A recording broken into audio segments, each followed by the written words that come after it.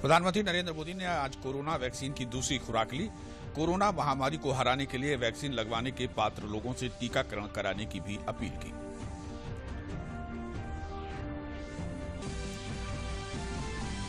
देश और प्रदेश में बढ़ी कोरोना संक्रमण की गति। मास्क, हाथों की सफाई और शारीरिक दूरी के प्रावधानों की सख्ती से पालन के साथ ही राजधानी लखनऊ सहित प्रदेश के 4 शहरों में लगाया गया रात्रिकालीन कर्फ्यू। प्रधानमंत्री नरेंद्र मोदी से परीक्षा पर चर्चा के दौरान विद्यार्थियों में दिखा उत्साह। देश भर के छात्रों, अभिभावकों और शिक्षकों से संवाद में प्रधानमंत्री ने पढ़ाई में तनाव कम करने की अपील की। और त्रिस्तरीय पंचायत चुनाव में निष्पक्ष मतदान के लिए बलरामपुर के गांवों में स्कूली छात्र छात्राओं द्वारा चलाया जा रहा है जन जागरूकता अभियान। नुक्कड़ नाटक से मनोरंजन के साथ दिया जा रहा है संदेश। नमस्कार, मैं हूं संतोष वाल्मीकि और अब समाचार विस्तार से। प्रधानमंत्री नरेंद्र मोदी ने एम्स में कोरोना वैक्सीन की आज दूसरी खुराक ली। पुडुचेरी की नर्स निवेदा और पंजाब की नर्स निशा शर्मा ने पीएम मोदी को टीका लगाया। पीएम ने ट्वीट कर कहा कि टीकाकरण वायरस को हराने के कुछ तरीकों में से एक है। पीएम ने वैक्सीन के योग्य लोगों से टीकाकरण करवाने की भी अपील की। पीएम मोदी को कोरोना टीके की दूसरी खुराक देने वाली नर्सें टीका देने के बाद काफी उत्साहित और खुश नजर आईं।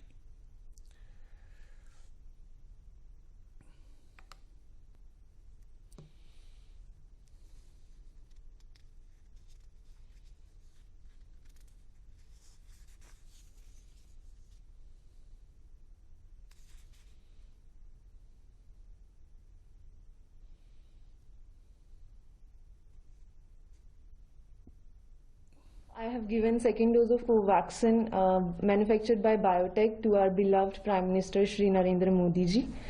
आज सुबह ही हमें पता चला कि सर अपनी कोवैक्सीन की सेकेंड डोज के लिए एम्स आ रहे हैं और हमें उन्हें वैक्सीनेट करना है। हमने उनको वैक्सीन की सेकेंड डोज दी और हमें बहुत अच्छा लगा उनसे मिलके। और फिर उनसे थोड़ी सी बातचीत भी हुई। उन्होंने पूछा कि हम कहाँ से हैं और फिर एक फोटोग्राफ ली and it was really very memorable moment for me कि उनसे मिलने का मौका मिला और उन्हें वैक्सीनेट करने का मौका मिला इस पैंडेमिक सिचुएशन में।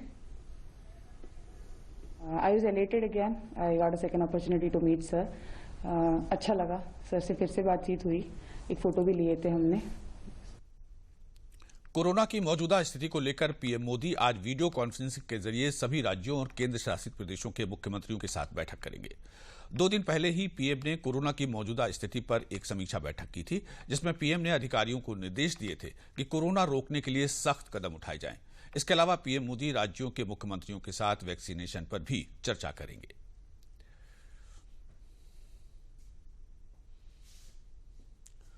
कोविड के खिलाफ निर्णायक जंग की रफ्तार तेज करने के मकसद से केंद्र सरकार ने एक बहुत ही अहम फैसला लिया है, जिसके तहत 45 साल वाले पात्र लोगों के टीकाकरण के लिए कार्यस्थल पर ही सत्र आयोजित किए जा सकते हैं। केंद्र ने इस संबंध में टीकाकरण के प्रोटोकॉल संबंधित निर्देश राज्यों को जारी कर दिए हैं। इसके मुताबिक 11 अप्रैल से राज्यों और केंद्र शासित प्रदेशों में टीकाकरण का सत्र शुरू हो सकता है। देश भर में सार्वजनिक और निजी कार्यस्थलों पर कोविड टीकाकरण अभियान चलाया जाएगा।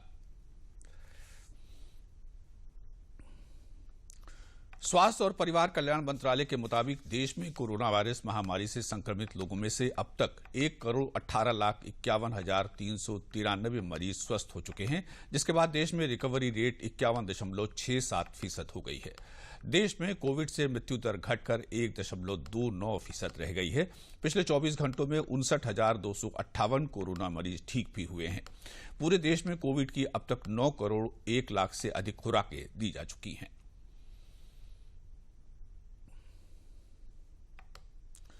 कोरोना संक्रमण के बढ़ते मामलों के बाद यूपी के कुछ जिलों में नाइट कर्फ्यू लगाने का ऐलान किया गया है। राजधानी लखनऊ समेत प्रयागराज, कानपुर और वाराणसी में नाइट कर्फ्यू लगाया गया है। यूपी में 500 से ज्यादा कोरोना मामले वाले 13 जिलों में जिलाधिकारी को अधिकार दिए गए हैं कि वो चाहे तो रात में सड़कों पर आवाजाही बंद कर सकते हैं। ऐसे में 4 शहरों में नाइट कर्फ्यू लगाने का अहम फैसला लिया गया है। लखनऊ में रात में 9 बजे से सुबह 6 बजे तक नाइट कर्फ्यू लागू रहेगा, जिसके कारण आवाजाही प्रतिबंधित होगी। रात्रिकालीन कर्फ्यू सिर्फ लखनऊ नगर निगम क्षेत्र में ही लागू होगा और ये ग्रामीण इलाकों में लागू नहीं होगा। वहीं वाराणसी में भी कोरोना संक्रमण के बढ़ते मामलों के कारण नाइट कर्फ्यू लगाने का ऐलान किया गया है, जिसके तहत रात 9 बजे के बाद दुकानें बंद रहेंगी और सुबह 9 बजे के बाद ही दुकानें खुल सकेंगी। इसके अलावा कानपुर में भी रात 10 बजे से सुबह 6 बजे तक कर्फ्यू लगाया गया है। संगम नगरी प्रयागराज में बीते 24 घंटों में 1000 से ज्यादा मामले सामने आए हैं, जिस कारण जिलाधिकारी ने रात 10 बजे से सुबह 8 बजे तक नाइट कर्फ्यू लगाने की घोषणा की है और इस दौरान केवल जरूरी सेवाओं को ही छूट दी गई है। समाचार अभी और भी है, लेकिन पहले लेते हैं एक विराम। इस घर में अंडे देने से हमें कोई नहीं रोक सकता। मैं रोक सकता हूँ। तुम्हें पता नहीं हमें एडीज मच्छर जो फैलाते हैं डेंगू और चिकनगुनिया। मास्टर जी ने स्कूल में डेंगू मच्छर से बचने की सारी जानकारी दी है। अच्छा बच्चों, हमें चैलेंज जगह तो जरूर मिलेगी। नहीं मिलेगी, नहीं मिलेगी। यहाँ तो पूरे इंतजाम है। डेंगू की रोकथाम के लिए कूलरों के पानी को हर हफ्ते बदलें। बाल्टी और टंकियों को अच्छी तरह से ढककर रखें। पूरी आस्तीन के कपड़े पहनें। मच्छर भगाने वाली क्रीम, कॉइल और अगरबत्ती का इस्तेमाल करें। डेंगू से लड़े मतलब डेंगू से बचे। आज माँ को टेलीग्राम भेज दोगे ना? मुझ पे छोड़ दो। अब तो हमारा परिवार पूरा है और बच्चे नहीं। मुझ पे छोड़ दो। पूरे परिवार का ख्याल तो हमें रखना है। तभी तो हमने निर्णय लिया है कि मैं नसबंदी करवाऊंगा। और मुझे पता है इससे किसी तरह की कमजोरी नहीं होती। ये नई तकनीकी पुरुष नसबंदी है, न चीरा न टांका। इसमें समय भी कम लगता है और कोई परेशानी भी नहीं होती। पति पत्नी करें विचार, स्वस्थ नारी स्वस्थ परिवार। चिंता मत करो, बस अस्पताल जरूर जाना। सब अच्छे से होता है वहाँ। जांच, दवाई, बच्चे का जन्म और 2 रात अस्पताल में माँ और बच्चे दोनों की देखभाल। अरे देवर जी, अब हर सेवा मुफ्त है। सरकार का जननी शिशु सुरक्षा कार्यक्रम जो है, जच्चा बच्चा के स्वास्थ्य को लेकर चांस क्यों लेना? चांस क्यों लेना है? चांस क्यों लेना? प्रधानमंत्री नरेंद्र मोदी कल परीक्षा पर चर्चा के दौरान देश भर के छात्रों, अभिभावकों और शिक्षकों से मुखातिब हुए। पीएम मोदी ने इस दौरान अपने द्वारा लिखी पुस्तक एग्जाम वॉरियर्स का भी जिक्र किया। उन्होंने कहा कि तनाव को कम करने में पुस्तक काफी उपयोगी साबित होगी। उन्होंने छात्रों को परीक्षा के तनाव से खुद को मुक्त करने के लिए ढेरों उपयोगी सुझाव दिए। उन्होंने अभिभावकों से जनरेशन गैप को कम करने के लिए अपने बच्चों के साथ घुलने मिलने की भी अपील की। उन्होंने छात्रों से परीक्षा कक्ष में प्रवेश करने से पहले सभी तनावों को खत्म करने को कहा। प्रधानमंत्री ने असम से एक छात्र के सवाल के जवाब में जनरेशन गैप को कम करने के मुद्दे पर सवाल का जवाब दिया।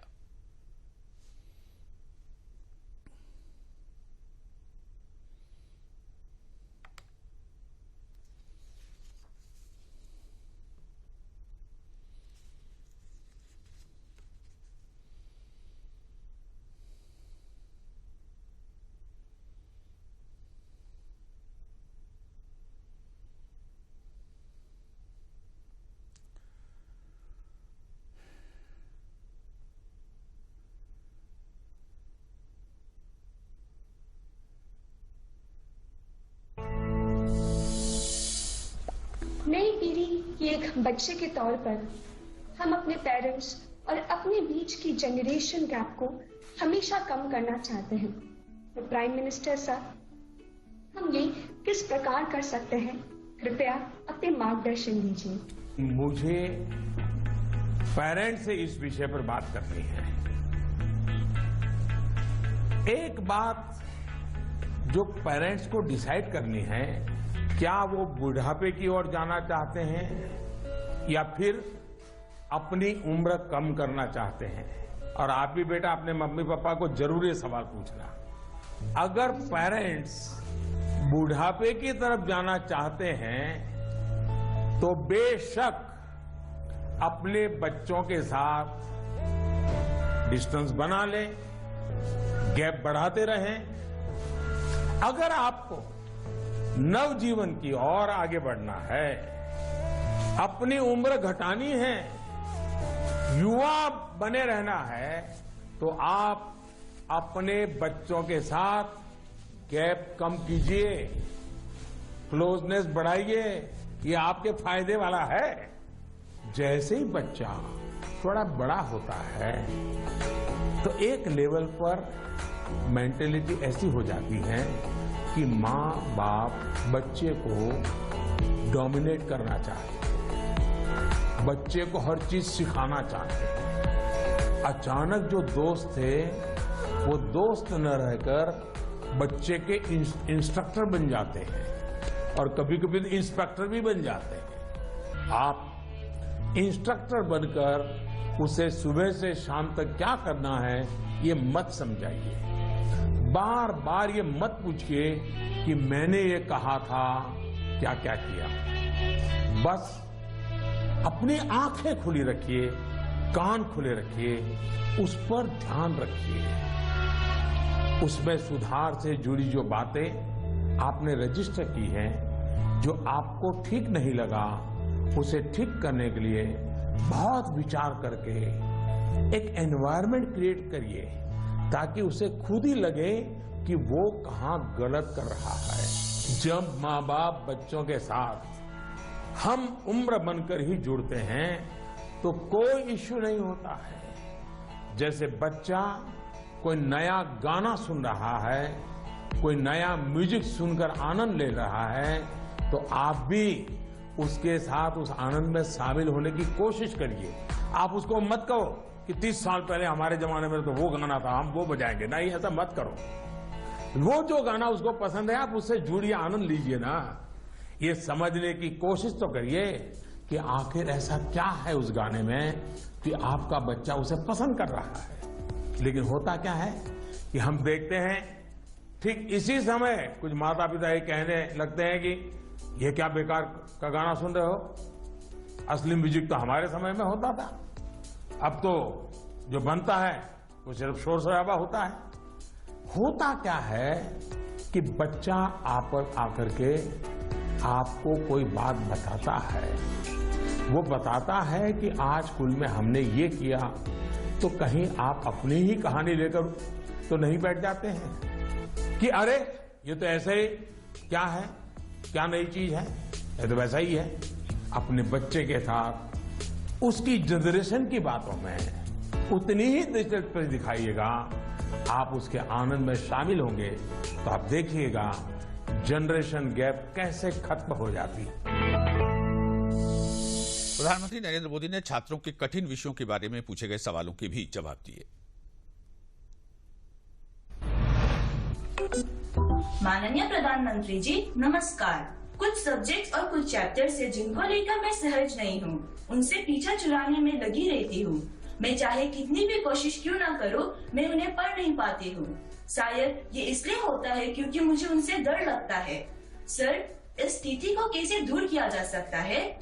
मेरा प्रश्न है, कुछ सब्जेक्ट्स ऐसे हैं जिसमें कई स्टूडेंट्स को डर का सामना करना पड़ता है, इस वजह से वह इनसे बचते हैं। इसके बारे में इतिहास या गणित जैसे विषयों के शिक्षक अच्छी तरह से समझ सकते हैं। टीचर के तौर पर इस स्थिति को और बेहतर बनाने के लिए हम क्या कर सकते हैं? हकीकत तो यह है कि दुनिया में एक भी इंसान ऐसा नहीं मिलेगा जिसके ऊपर ये बात लागू न होती हो। मान लीजिए आपके पास बहुत ही बढ़िया 5-6 शर्ट है, लेकिन आपने देखा होगा 1 या 2 शर्ट आपको इतने पसंद आते होंगे, बार बार पहनते हैं। इसका मतलब ये नहीं कि बाकी सब बेकार हैं, फिटिंग ठीक नहीं है, ऐसा नहीं है। उन 2 इतने अच्छे लगते हैं कि आप उसको बार बार पहनते हैं। कई बार तो माँ बाप भी इन चीजों के लिए गुस्सा करते हैं कि कितनी बार इसको पहनोगे। अभी 2 दिन पहले तो पहना था। पसंद नापसंद मनुष्य का स्वभाव है, और एग्जाम में तो खास तौर पर बार बार कहा जाता है जो सरल उसको पहले करो भाई, जब टाइम बचेगा तब वो कठिन है उसको हाथ लगाना। लेकिन पढ़ाई को लेकर मैं समझता हूं ये सलाह आवश्यक नहीं है और उपयोगी भी नहीं है। मैं जरा इस चीज को अलग नजरिए से देखता हूं। मैं कहता हूं जबकि पढ़ाई की बात हो तो कठिन जो है उसको पहले लीजिए। आपका माइंड फ्रेश है, आप खुद फ्रेश हैं, उसको अटेंड करने का प्रयास कीजिए। जब कठिन को अटेंड करेंगे तो सरल तो और भी आसान हो जाएगा। मैं अपना अनुभव बताता हूं। जब मैं मुख्यमंत्री था, तो प्रधानमंत्री बना, तो मुझे भी बहुत कुछ पढ़ना पड़ता है, बहुत कुछ सीखना पड़ता है, बहुतों से सीखना पड़ता है, चीजों को समझना पड़ता है। तो मैं क्या करता था, जो मुश्किल बातें होती है, जिसके निर्णय थोड़े गंभीर होते हैं, मैं मेरे सुबह जो शुरू करता हूं तो कठिन चीजों से शुरू करना पसंद करता हूं।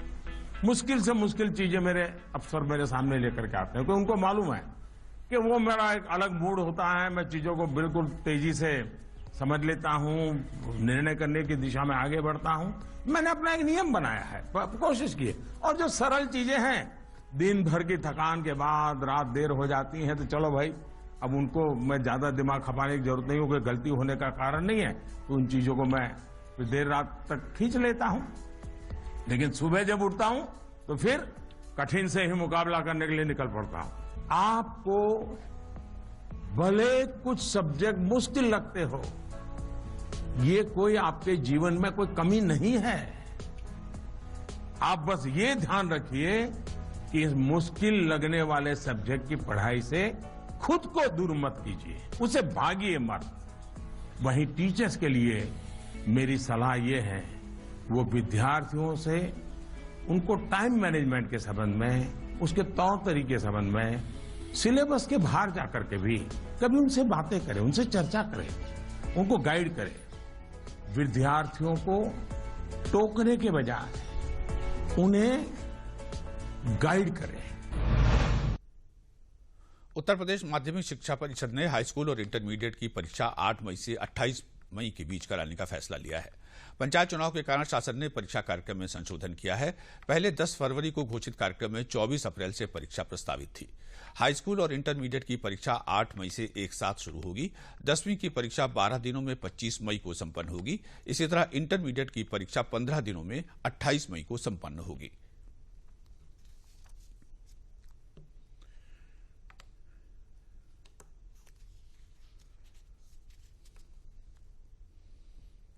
जनपद बलरामपुर में त्रिस्तरीय पंचायत चुनाव में अपने गांव में लोग मतदान में अधिक से अधिक संख्या में भाग लें, इसके लिए निजी स्कूल के छात्र छात्राओं द्वारा गांव में नुक्कड़ नाटक कर मतदाताओं को जागरूक किया जा रहा है। प्रतिदिन शाम को छात्र छात्राओं द्वारा ये अभियान चलाया जा रहा है। बलरामपुर के ग्रामीण क्षेत्रों में निजी स्कूल के छात्र छात्राओं द्वारा पहुंचकर गांव में नुक्कड़ नाटक के माध्यम से लोगों को मतदान के प्रति जागरूक किया जा रहा है। नुक्कड़ नाटक के द्वारा लोगों को जाति, धर्म, वर्ग तथा लालच में वोट देने पर उसका क्या परिणाम होता है, छात्र छात्राओं द्वारा बताया जा रहा है। आपका वोट विकास के लिए कितना जरूरी है, आपके गांव की सरकार, आपका वोट गांव के विकास के लिए महत्वपूर्ण है, इसे नुक्कड़ नाटक के द्वारा लोगों को छात्र छात्राओं द्वारा संदेश दिया जा रहा है। छात्र छात्राओं की इस पहल से ग्रामीण भी उत्साहित दिखे। उन्होंने भी माना कि बिना किसी लालच, जातिवाद और धर्म का हमारे गांव में सनवीएस स्कूल के बच्चे आए थे, वो उन्होंने बहुत अच्छी बातें हमारे गांव वासियों को बताए हैं। जैसा कि आप जानते हैं कि गांव के लोग कम पढ़े लिखे होते, वो वोट का मतलब नहीं जानते हैं, लेकिन ये जो बच्चे आए थे ये नुक्कड़ नाटक के तरीके से गांव वासियों को जागरूक किए हैं। हम यही कहना चाहते हैं अपने गाँव वासियों से कि वोट जरूर दें। संजीवियस के बलरामपुर क्षेत्र के बलरामपुर के बच्चे एसटी संजीवियस के बच्चे जो यहाँ पे दिखाए हैं अभी, वो हम लोगों को गांव वालों को बहुत अच्छा लगा। इसलिए हमारे गांव वालों को ये जानना है, ये जानकर जरूरी होगी कि हम लोग अच्छे नेता या अच्छे प्रधान, अच्छे जिला पंचायत सदस्य को चुने।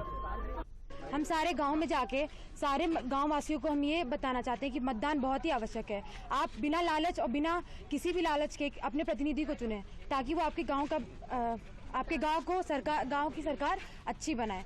और अगर आप बिना लालच और बिना जिस लोगों ने आपके लिए कुछ किया है, जिस समाज के लोगों ने आपके लिए मदद की आपकी, उसको चुने, अच्छा प्रतिनिधि चुने, तो आपका गाँव बहुत ही अच्छा होगा आगे। हमारे इस नाटक का उद्देश्य है कि हम लोगों को जागरूक करना चाहते हैं मतदान की तरफ। हम ये चाहते हैं कि गांव के हर एक व्यक्ति को अपने जिम्मेदारी का एहसास हो और वो ना किसी लालच में आके, ना किसी ऐसे लालची और ऐसे नेता को अपना वोट दे जो अपने गांव को लूट ले, इस देश को लूट ले। हमारा उद्देश्य ये है कि हम लोगों को इस तरह जागरूक करें कि वो अपने गांव का विकास करें, क्योंकि जब हमारे गांव का विकास होगा तभी हमारे देश का विकास होगा। आजमगढ़ में त्रिस्तरीय पंचायत चुनाव को सकुशल और शांतिपूर्ण ढंग से संपन्न करवाने के लिए पुलिस विभाग द्वारा लगातार अराजक तत्वों और असंवैधानिक काम करने वाले व्यक्तियों के खिलाफ बड़े पैमाने पर कार्रवाई की जा रही है। साथ ही कोविड-19 के संक्रमण को रोकने के लिए निर्धारित मानकों का कड़ाई से पालन करवाने के लिए भी पुलिस विभाग के आला अधिकारी लगातार पेट्रोलिंग कर रहे हैं। आजमगढ़ परिक्षेत्र के पुलिस उप महानिरीक्षक सुभाष चंद्र दुबे ने बताया कि चुनाव के मद्देनजर आजमगढ़ परिक्षेत्र के तीनों जनपदों में 1.5 लाख से अधिक लोगों को पाबंद किया जा चुका है और 9,362 लोगों के खिलाफ गिरफ्तारी का वारंट जारी किया जा चुका है।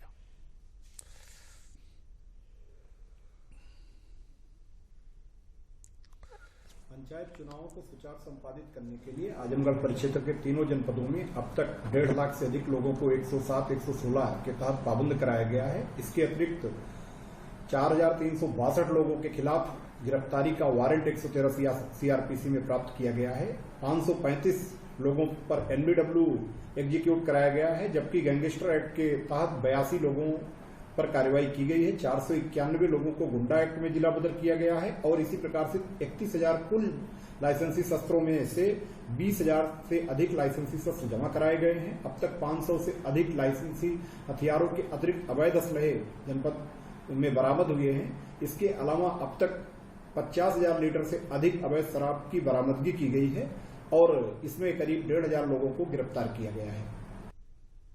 उत्तर भारत में मथुरा के प्रख्यात रंगनाथ मंदिर में 10 दिवसीय ब्रह्मोत्सव का आयोजन इन दिनों भव्यता से चल रहा है। मंदिर में भगवान श्री गोदा रंगमन्नार के भक्तों और श्रद्धालुओं ने महोत्सव के दौरान गुलाब की पंखुड़ियों से होली खेली और पूरा मेला क्षेत्र भगवान के जयकारों से गुंजायमान हो उठा। 10 दिवसीय ब्रह्मोत्सव के दौरान भगवान रंगनाथ प्रतिदिन श्री राम और श्री कृष्ण की लीलाओं के अनुसार विभिन्न स्वरूपों में स्वर्ण रजत निर्मित दिव्य वाहनों पर आरूढ़ होकर भ्रमण के लिए मंदिर से बाहर निकलते हैं और दर्शन देते हैं। इसी क्रम में ब्रह्मोत्सव के 6वें दिन भगवान गोदा रंगमन्नार ने श्री राधा कृष्ण के रूप में श्रद्धालु भक्तों को दर्शन दिए। ठाकुर जी को शीशे से निर्मित विमान में विराजमान करवाया गया। विमान के पीछे चल रहे वेद पाठी ब्राह्मणों द्वारा वैदिक मंत्रों का उच्चारण किया जा रहा था। जैसे ही ठाकुर जी का विमान मंदिर के पश्चिमी द्वार पर पहुंचा, भक्तों ने गुलाब की पंखुड़ियां उड़ाकर अपने भगवान को भक्ति के रंग से सराबोर कर दिया। श्री गोदारंगमन्नारम राधा कृष्ण स्वरूपकम सर्वाभीष्ट प्रथम वंदे वंदनीयम सुरादेवी। गोदा लक्ष्मी जी, मन नारायण नारायण, लक्ष्मी नारायण भगवान, श्री राधा कृष्ण इन्हीं के स्वरूप हैं। लक्ष्मी नारायण भगवान जिनकी देवताओं ने सुरादेवी उन्होंने भी वंदना की है, उन्होंने भी उनका अर्चन वंदन किया है, जो सब भक्तों की अविष्ट मनोकामना को पूर्ण करने वाले हैं। यह श्री रंग मंदिर एक दिव्य देश है। यहाँ पांचरात विधि से कृष्ण यजुर्वेद से पूजन होता है। यह जो उत्सव है ब्रह्मोत्सव है। ब्रह्मोत्सव में 7वें दिवस में आज रथ यात्रा आज निकल रही। इस रथ में जो है उच्च श्रवा घोड़ा इत्यादि है, सिंह शार्दूल है, जय विजय पार्षद, चारों तरफ में ऋग्वेद यजुर्वेद सामवेद अथर्ववेद 4 द्वार हैं। उसके मध्य में भगवान है का विराजमान है। और आइए एक बार फिर देखते हैं प्रधानमंत्री से परीक्षा पे चर्चा को लेकर प्रदेश में किस तरह का उत्साहपूर्ण माहौल विद्यार्थियों में बना है। बोर्ड परीक्षाओं की तैयारियों को लेकर देश के प्रधानमंत्री नरेंद्र मोदी ने बुधवार को छात्र छात्राओं से चर्चा की, जिसमें प्रधानमंत्री मोदी ने देश के शिक्षकों, विद्यार्थियों और अभिभावकों से वर्चुअल माध्यम से संवाद भी स्थापित किया। कार्यक्रम में मुरादाबाद के पंचशील कॉलोनी के रहने वाली अभिभावक अमृता जैन के सवाल का भी उन्होंने उत्तर दिया। अमृता ने प्रधानमंत्री से बच्चों को जंक फूड से कैसे बचाएं इसको लेकर सवाल पूछा था। प्रधानमंत्री द्वारा उनके सवाल का जवाब देना उनके लिए बहुत ही अच्छा अनुभव रहा। प्रधानमंत्री का परीक्षा पर चर्चा कार्यक्रम बहुत ही यूनिक, प्रेरणादायक, प्रॉब्लम सॉल्विंग कार्यक्रम है। यह कार्यक्रम स्कूल की पढ़ाई और बाहर की दुनिया को जोड़ने में एक ब्रिज का काम करता है।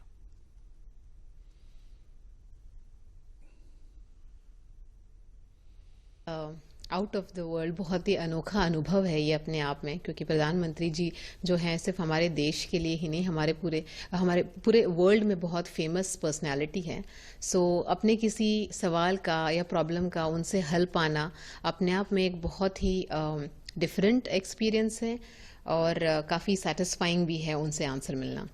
मम्मी ने प्राइम मिनिस्टर मोदी जी से क्वेश्चन पूछा कि बच्चे हमेशा जंक के पीछे ही पड़े रहते हैं, हम इसके लिए क्या करें। बंद नहीं करूँगी पर कम खाऊंगी। मुझे अच्छा लग रहा था कि मम्मी को प्राइम मिनिस्टर मोदी जी से सवाल का आंसर मिला है। अलीगढ़ में बोर्ड परीक्षा की तैयारियों में जुटे छात्रों को प्रधानमंत्री नरेंद्र मोदी ने मंत्र दिया। इसके साथ ही उन्होंने छात्रों को परीक्षा से जुड़ी तैयारियों को और बेहतर करने से जुड़े टिप्स भी दिए। परीक्षा पर चर्चा कार्यक्रम में पीएम ने छात्रों के सवालों के जवाब भी दिए। वहीं छात्र मनोरमा ने बताया कि प्रधानमंत्री को सुनकर बहुत अच्छा लगा। प्रधानमंत्री ने कहा है कि कुछ कपड़े ऐसे होते हैं जिन्हें हम बार बार पहनते हैं, ऐसे ही कुछ विषय होते हैं जो हमें सबसे अधिक रुचिकर लगते हैं। इससे सीख मिलती है कि हमें सभी विषय पढ़ने चाहिए। 10वीं की छात्रा रुकैया का कहना है कि आज परीक्षा पर चर्चा में शामिल होकर बहुत अच्छा लगा। हमारे प्रधानमंत्री ने कुछ ऐसे टिप्स दिए जिन पर अमल करूंगी। प्रधानमंत्री काफ़ी सारी टिप्स दे रहे हैं, बहुत सरलता पूर्वक, जिन्हें मैं अच्छे ध्यान से सुन रही हूँ और मेरे लिए वो आगे काम आएंगे, मेरी परीक्षा के लिए काम आएंगे वो टिप्स मेरे। प्रधानमंत्री से रूबरू हुई और परीक्षा में चर्चा में शामिल हुई। बहुत खुशी का माहौल है, हम लोग बहुत खुश हैं और ऐसे पहले प्रधानमंत्री हैं जो बच्चों के भविष्य के बारे में चर्चा में आते हैं और मतलब बच्चों को अच्छी सलाह देते हैं। ये हमारे लिए बहुत खुशी की बात है, बहुत खुश हैं हम लोग। जो प्रोग्राम ज्वाइन करा परीक्षा पर चर्चा, इससे मैं बहुत खुश हुई क्योंकि इसमें हमारे प्राइम मिनिस्टर ने हमें बहुत सारी टिप्स दी जिससे हमारे जो एग्जाम से पहले हमारा जो टेंशन रहता है वो उससे बहुत कम होगा और इससे हमारा कॉन्फिडेंस लेवल भी हाई हुआ।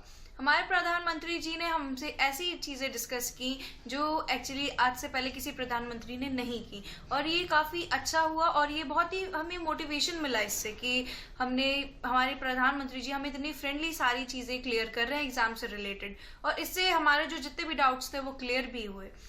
आज हमारी बेटी ने स्कूल का आयशा तरीन का नाम रोशन किया, स्कूल के साथ साथ हमारे शहर का भी नाम रोशन किया। हमारे घर में खुशी का माहौल है।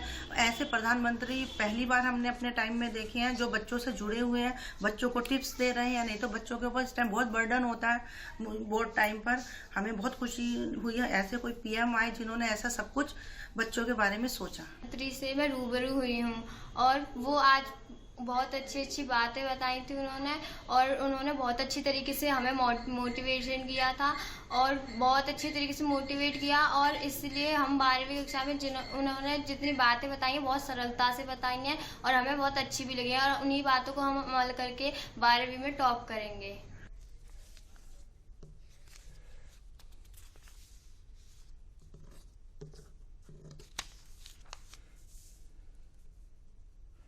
और अब अंत में प्रमुख समाचार एक बार। प्रधानमंत्री नरेंद्र मोदी ने आज कोरोना वैक्सीन की दूसरी खुराक ली। कोरोना महामारी को हराने के लिए वैक्सीन लगवाने के पात्र लोगों से टीकाकरण कराने की भी अपील की।